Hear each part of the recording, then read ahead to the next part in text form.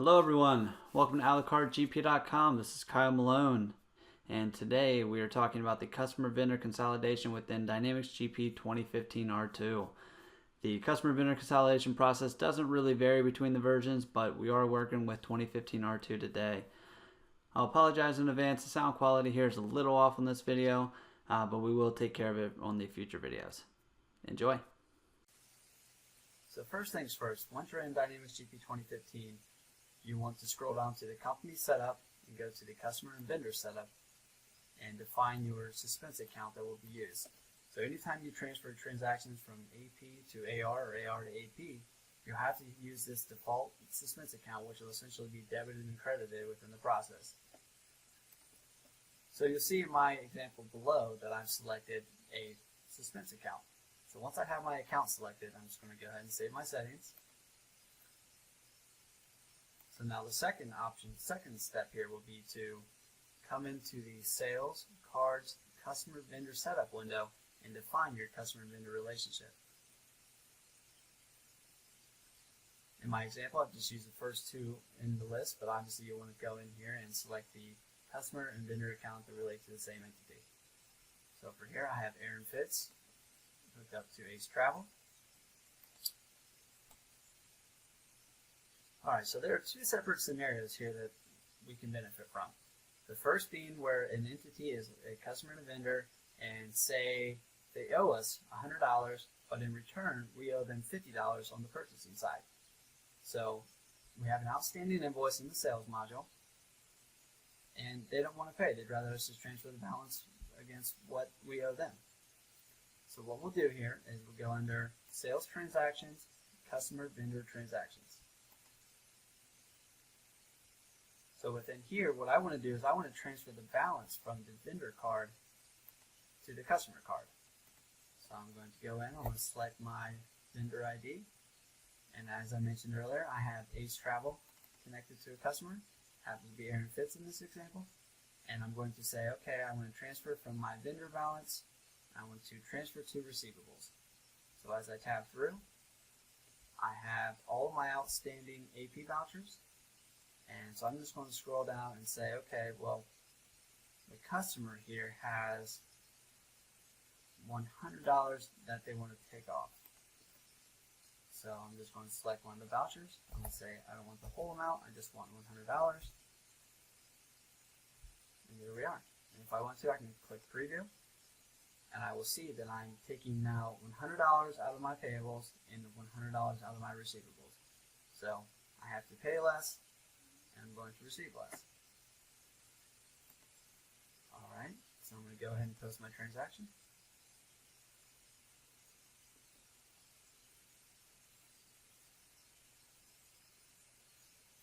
Close out of the window to get the reports. And here come the barrage of reports. I don't want to register.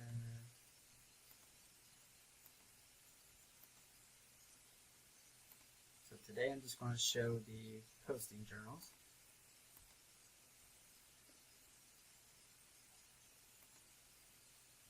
And the first being a receivables posting journal. So we had a outstanding invoice. Well, now we have a credit memo for $100 that we've transferred over from the purchasing side.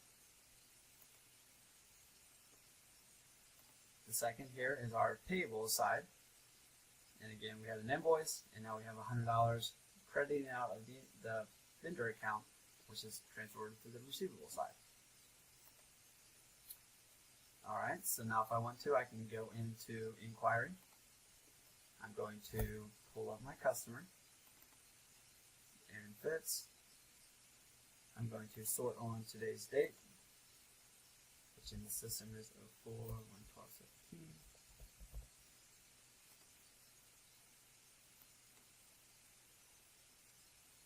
Aha, here's my last credit memo. So as I pull it up, I see that there was a balance transfer for $100. It's not currently applied, but I could then open up the Apply Transactions window and apply this to an outstanding invoice. So that's the first feature. The second is going to be issuing credit refunds. So actually the exact opposite of what we just did. So instead of transferring a balance from payables to receivables, we're now going to take a receivable balance and transfer it over to payables. This would obviously be the case when we say that the customer doesn't owe us, but we actually owe them. So that would be through a credit memo or a return. And we don't want to wait for the next invoice to come in, so we want to issue their check so that we're back to square. So the first thing I want to do here is open up Sales Transaction Refund Checks. Now I'm going to go ahead and call it Refund Check Batch. My checkbook ID.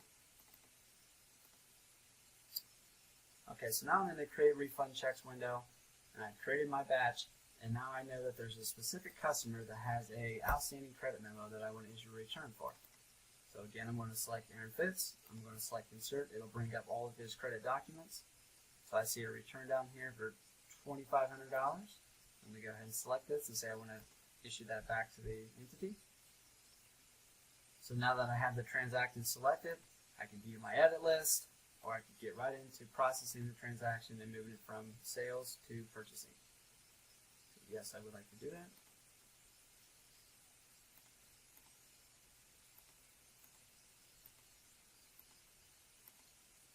And again, we'll take a look at the sales and purchasing posting journals. So on the sales side, we had a credit balance, and now we'll have a debit transaction come through, as you can see right here. And on the purchasing side, we now have a miscellaneous increase to their account, as we see here. Alright, so the transactions have both been posted, and it already skips us to the print payables checks process. So from here, it's the same as it normally is, and you can finish out the rest of your process.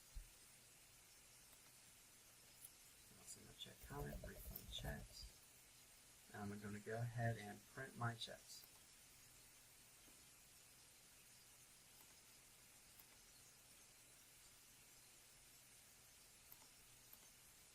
And there we are. Alright, so that does it for today. Do us a favor and subscribe to our YouTube channel for future releases. Check out our Facebook page, check out our blog on our website, alacartegp.com, and I guess stay tuned. Thanks everyone.